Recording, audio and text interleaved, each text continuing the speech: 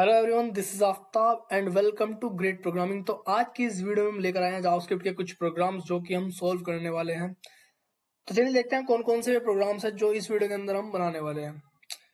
हमने क्या किया हुआ कि पहले से ही एक फोल्डर बना के रख रखा है जिसका नाम है जावास्क्रिप्ट प्रोग्राम्स। तो इस फोल्डर को हम यहाँ पर ओपन विद कोड कर लेते हैं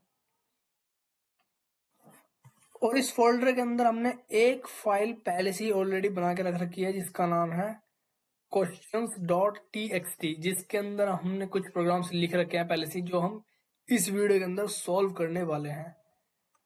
तो चलिए देखते हैं कि पहला क्वेश्चन क्या कह रहा है। फर्स्ट क्वेश्चन ये कह रहा है कि write a program to print your name using console.log using document.write using alert. मतलब पहला क्वेश्चन ये बोल रहा है कि हमें अपना नाम प्रिंट करवाना है console.log के द्वारा, document.write के द्वारा एंड अलर्ट के द्वारा। तो चलिए यहाँ पर हम क्या करते हैं, एक फाइल बना लेते हैं question1.html के नाम से और इसके अंदर हमने यहाँ पर अपना बॉयलर प्लेट कोड डाल लिया है और टाइटल को मैं यहाँ पर चेंज कर दूंगा। टाइटल को यहाँ पर लिखूंगा मैं question1 सॉल्यूशन। ओके, और फिर हम यहाँ पर क्या करने वाले हैं, एक अपनी जावास्क्रिप्ट की फाइल को लिंक करेंगे जिसका नाम होगा question1.js। तो ये फाइल हम यहाँ पर बना लेते हैं question1.js के नाम से। पहला क्वेश्चन है हमारा, बहुत ही इजी क्वेश्चन है। वो ये कह रहा है कि अपना नाम प्रिंट करवा के दिखाओ यूजिंग console.log। हम क्या करेंगे, अपनी जेएस फाइल के अंदर सिंपल से यहाँ पर एक कोड लिख देंगे console.log और जिसका जो भी नाम है वो यहाँ पर हम प्रिंट करवाने वाले हैं, जैसे कि दिस इज आफ्ताब या माय नेम इज आफ्ताब। अब हम क्या करने वाले हैं, जो हमने HTML की फाइल बना के रख रखी है इस फाइल को मैं यहाँ पर रन करवाऊंगा ब्राउजर के अंदर। तो यहाँ पर लिख दिया मैंने क्रोम, और क्रोम के अंदर यहाँ पर कंट्रोल ओ प्रेस करेंगे और फिर हम जाएंगे डेस्कटॉप पर और फिर उसके बाद हम जाएंगे जेएस प्रोग्राम्स वाले फोल्डर के अंदर और इसके अंदर question1.html फाइल पड़ी हुई है, इसको हम यहाँ पर रन करेंगे। तो यहाँ पर हम HTML फाइल को रन करते हैं और जो हमारी जावास्क्रिप्ट की फाइल है वो चलती है कंसोल के अंदर। तो इस विंडो के अंदर हम यहाँ पर राइट क्लिक करेंगे। राइट क्लिक करने के बाद जाएंगे इंस्पेक्ट पर और फिर यहाँ पर कंसोल में जाएंगे। यहाँ देखो हमारा नाम प्रिंट रहा है, माय नेम इज आफ्ताब। तो ये था हमारा question1 का ए पार्ट कि हमने क्या करा है कि अपना नाम प्रिंट करवाए थे यूजिंग console.log। तो जो console.log होता है वो कंसोल में चीजों को प्रिंट करता है और console.log का काम होता है कोड को डिबग करना।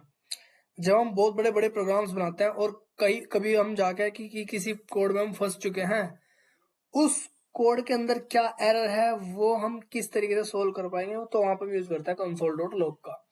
console.log के द्वारा हम पता कर सकते हैं कि हमारे प्रोग्राम के अंदर दिक्कत क्या है। तो चलिए question1 का सेकंड पार्ट करते हैं, यूजिंग document.write। मतलब जो हमने नाम प्रिंट कर रखा है तो इसको अभी तो हमने console.log के द्वारा प्रिंट करा है, अब हमें इसको क्या करना है, document.write के द्वारा प्रिंट करना है। तो इस लाइन को तो हम यहाँ पर कमेंट कर देंगे, फिर हम यहाँ पर लिखेंगे document.write और फिर यहाँ पर लिख दिया मैंने माय नेम इज आफ्ताब।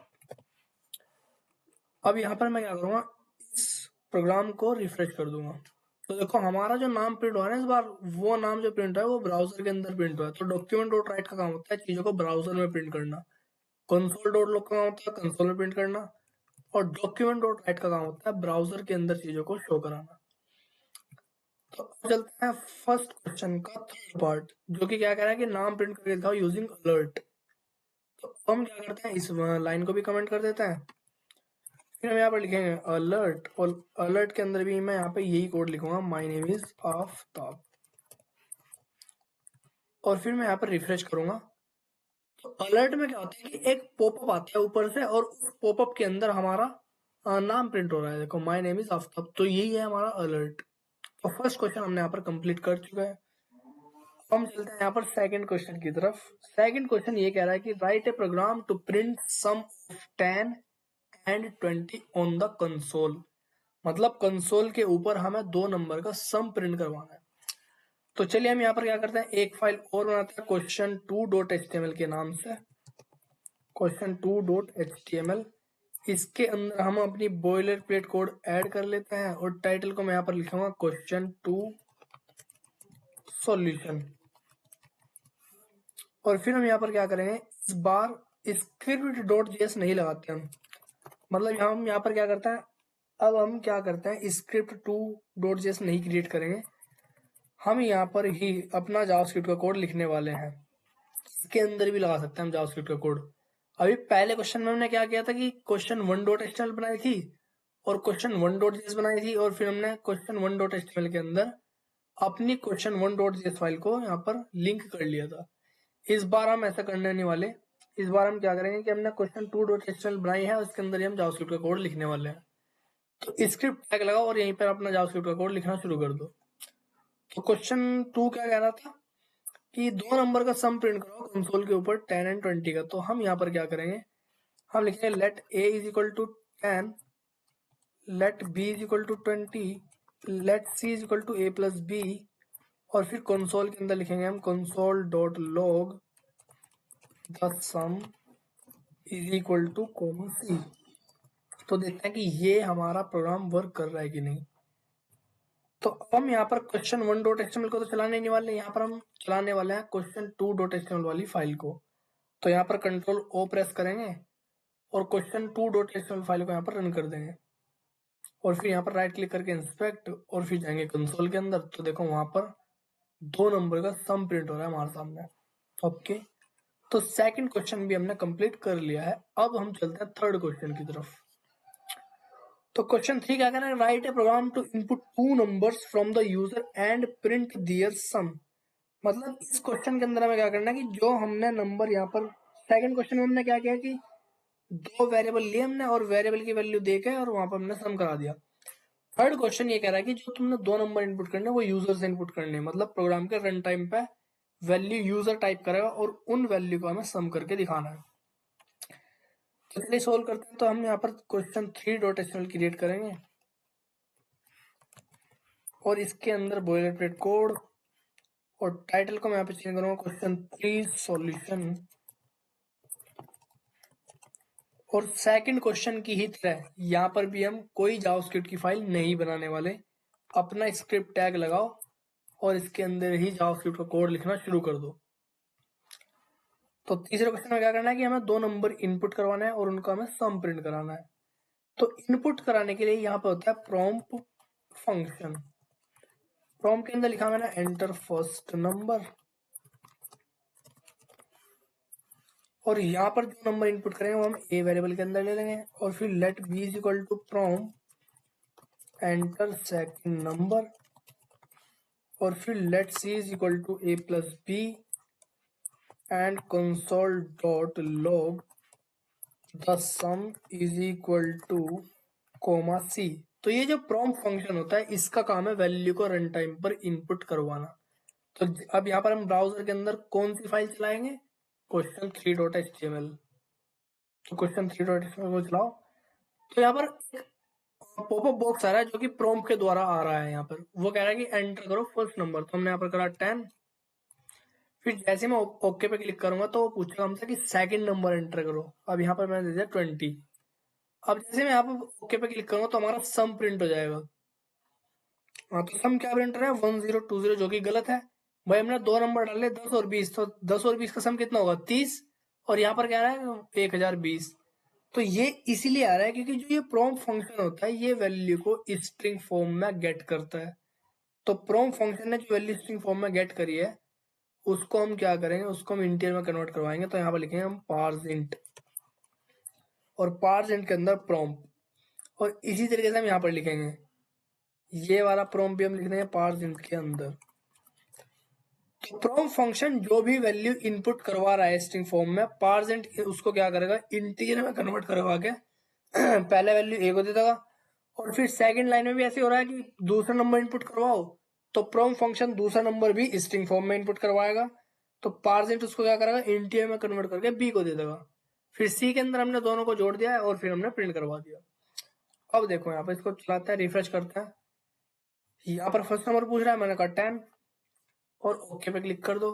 फिर वो पूछ रहा है कि सेकंड नंबर एंटर करो, मैंने कहा 20 और फिर ओके पे क्लिक करो। तो इस बार सम क्या हो रहा है 30 प्रिंट हो रहा है। तो इस बार आंसर हमारा बिल्कुल करेक्ट आ रहा है। तो क्वेश्चन भी हमने यहाँ पर कंप्लीट कर लिया है। अब हम चलते हैं फोर्थ क्वेश्चन की तरफ।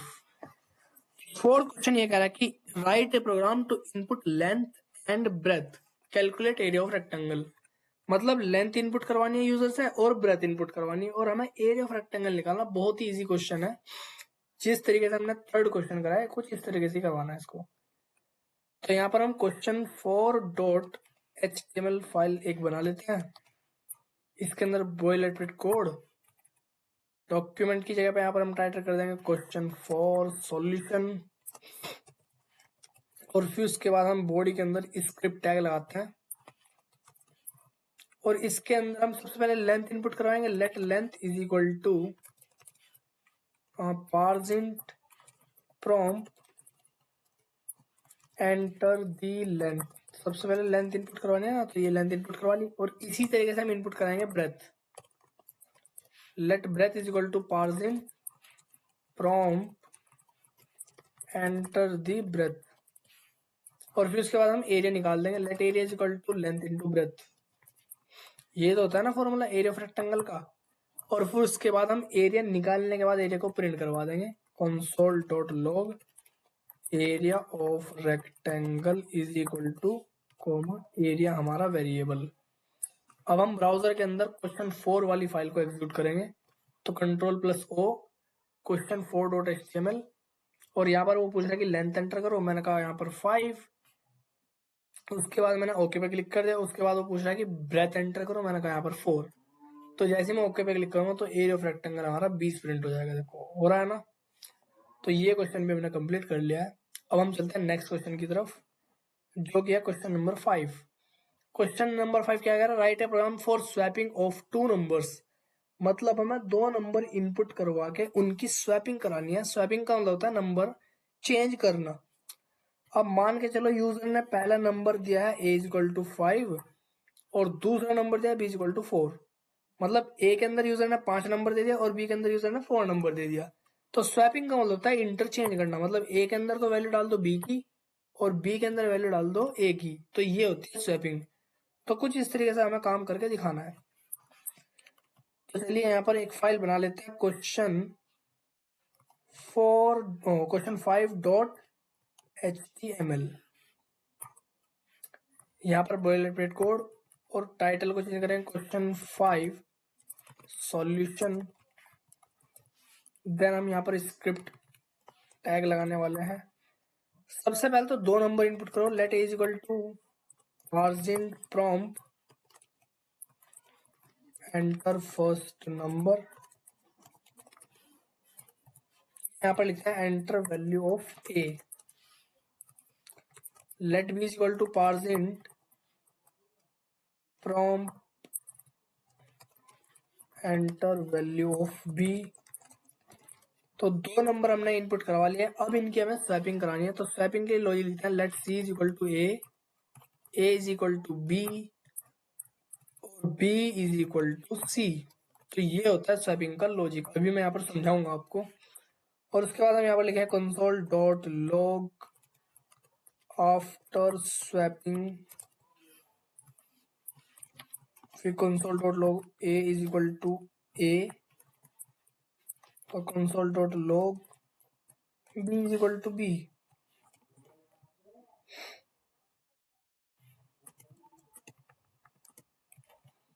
तो चलिए इस प्रोग्राम को रन करते हैं। कौन सी फाइल है? Question 5.html। तो मैंने यहाँ पर कंट्रोल प्रेस किया फिर क्वेश्चन नंबर 5 वाली फाइल पर क्लिक करा। तो वो पूछ रहा है कि ए की वैल्यू एंटर करो। मैंने कहा यहाँ पर 5 ओके और फिर बी की वैल्यू एंटर करो। मैंने कहा 4 और फिर ओके। तो देखो कंसोल में क्या प्रिंट हो रहा है? ए की वैल्यू 4 और बी की वैल्यू कुछ भी प्रिंट नहीं हो रही। ऐसा कैसे हो गया? अच्छा हमने यहाँ पर बी नहीं लिखा तो यहाँ पर बी लिख दो।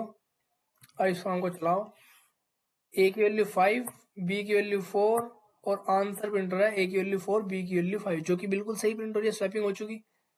अब अगर मैं यहाँ पर वैल्यू कुछ और दूं, मैंने यहाँ पर कहा ए की वैल्यू 10 और बी की वैल्यू 15। तो देखो ए की वैल्यू 15 प्रिंट होगी और बी की वैल्यू 10 प्रिंट होगी जो कि बिल्कुल करेक्ट आंसर आया स्वैपिंग के अकॉर्डिंग। अब ये स्वैपिंग हो कैसे रही है वो हमें यहाँ पर समझाओ। चलो समझाते हैं। तो लॉजिक है ये 3 लाइनों का लॉजिक है इतना। चलो इसको समझते हैं कैसे हुआ है।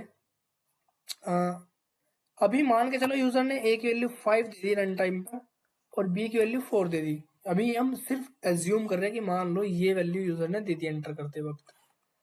तो let C is equal to a, इसका क्या मतलब है कि ए की वैल्यू सी को दे दी हमने, तो सी को क्या मिलेगा 5, जो कि ए की वैल्यू है। और फिर हमने कहा ए इज इक्वल टू बी, इसका मतलब है कि बी की वैल्यू ए के अंदर चली गई, तो बी की वैल्यू क्या है 4, वो ए के अंदर चली गई, तो ए में से 5 हट गया और वहां पर 4 आ गया। फिर हमने कहा b is equal to C, तो इसका क्या मतलब है c की वैल्यू b को दे दी हमने, तो c की वैल्यू क्या है 5, वो b को मिल जाएगी, तो b में से 4 हट जाएगा, वहां पर 5 आ जाएगा। तो इस तरीके से स्वैपिंग हो रही है, होगी ना स्वैपिंग। तो देखो यहाँ पर एक बार और रन करते हैं। यहाँ पर हमने कहा a की वैल्यू 5 और b की वैल्यू 4, तो देखो a में 4 आ जाएगा और b में 5 आ जाएगा, जो कि स्वैपिंग हो रही है। तो चलिए अब चलते हैं यहाँ पर नेक्स्ट क्वेश्चन की तरफ, क्वेश्चन नंबर 6। अब क्वेश्चन नंबर 6 क्या कह रहा है, write program to input 3 subject marks, calculate and print total marks and percentage. मतलब 3 सब्जेक्ट के मार्क्स यूजर से इनपुट करवाने हैं और उनका टोटल मार्क्स करना है, और उसके बाद हमें परसेंटेज कैलकुलेट करनी है। तो चलिए यहाँ पर एक फाइल बनाते हैं, क्वेश्चन 6.html।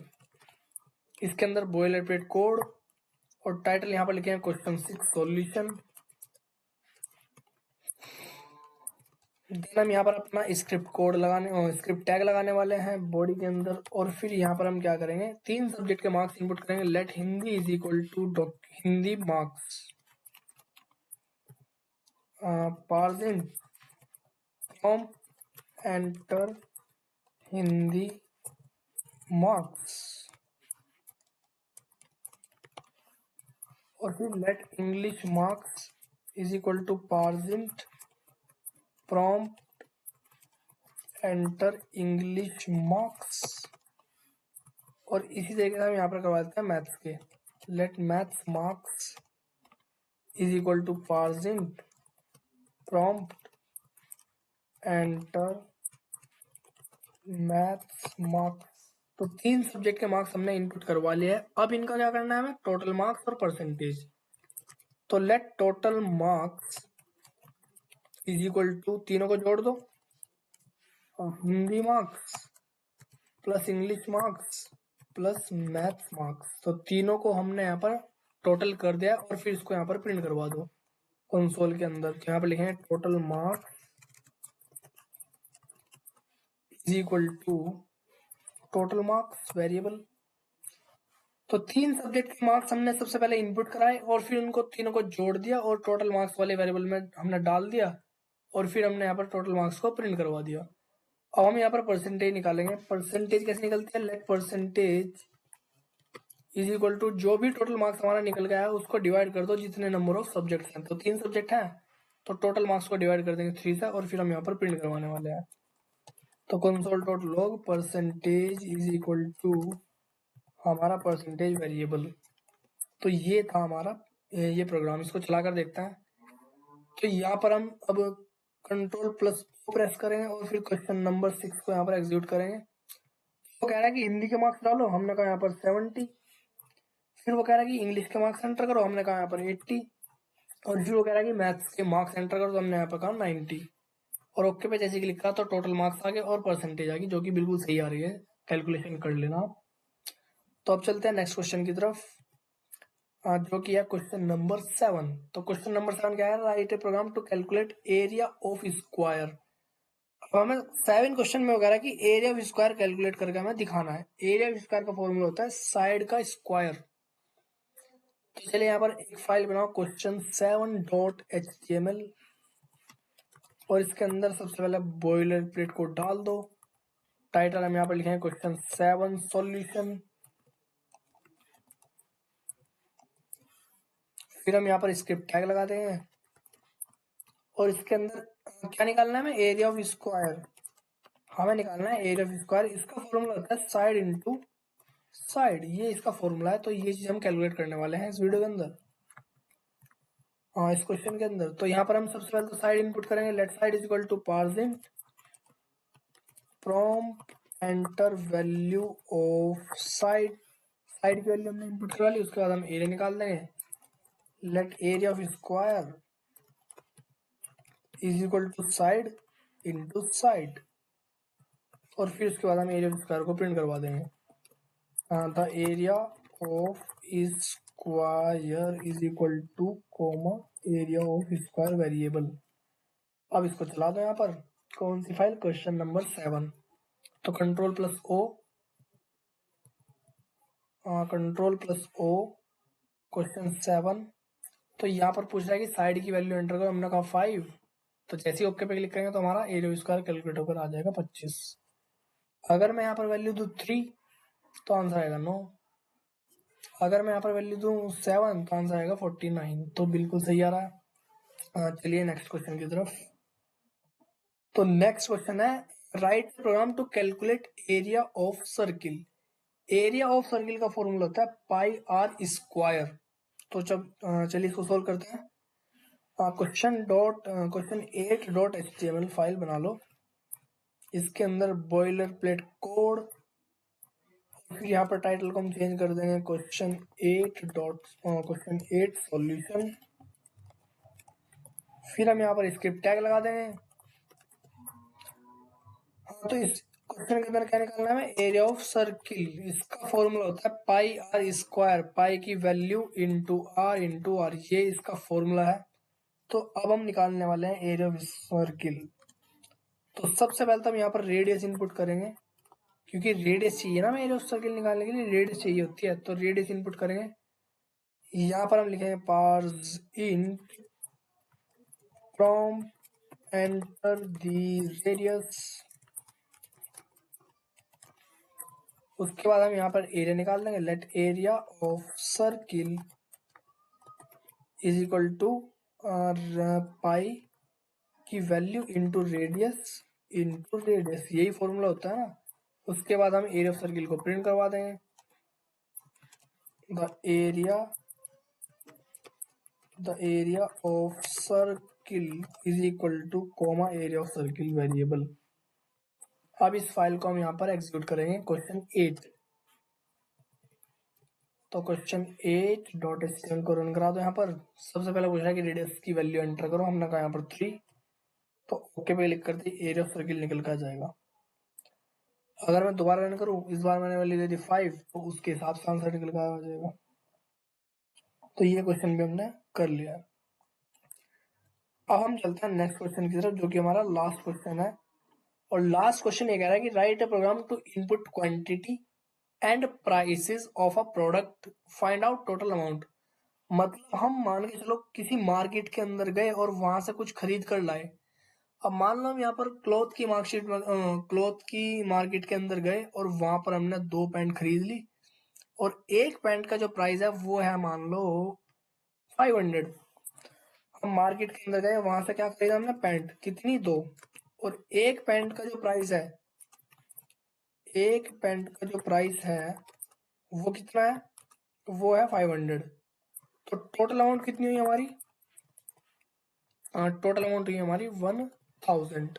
भाई एक पैंट का प्राइस 500 है, तो हमने कितनी खरीदी, 2 पैंट, तो हमारी अमाउंट कितनी हुई, 1000 रुपये। तो इस तरीके का कुछ क्वेश्चन हम यहाँ पर करने वाले हैं। तो चलिए यहाँ पर फाइल बनाओ क्वेश्चन 9.html।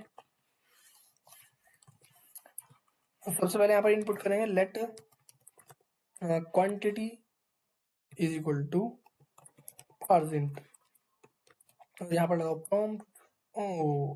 सबसे पहले तो यहाँ पर हम अपना बॉयलर प्लेट कोड डाल देंगे, और फिर यहाँ पर लिखेंगे क्वेश्चन 9 सॉल्यूशन। फिर हम यहाँ पर स्क्रिप्ट टैग लगाएंगे और यहाँ पर लिखेंगे वो चीज, क्या लिखेंगे, let quantity is equal to parse int from enter the quantity of product.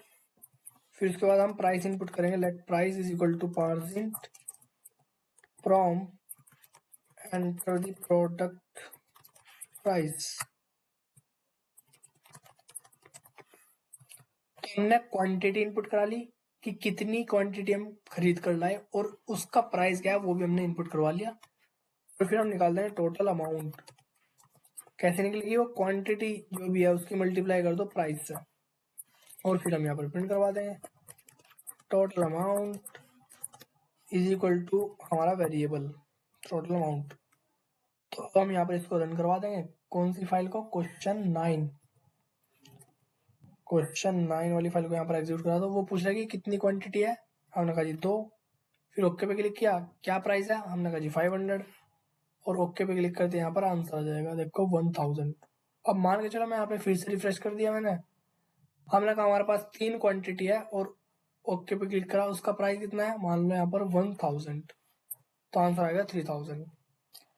तो ये थे हमारे जावास्क्रिप्ट के कुछ प्रोग्राम्स जो कि हमने सारे के सारे सॉल्व कर लिए हैं। तो मिलते हैं नेक्स्ट वीडियो के अंदर।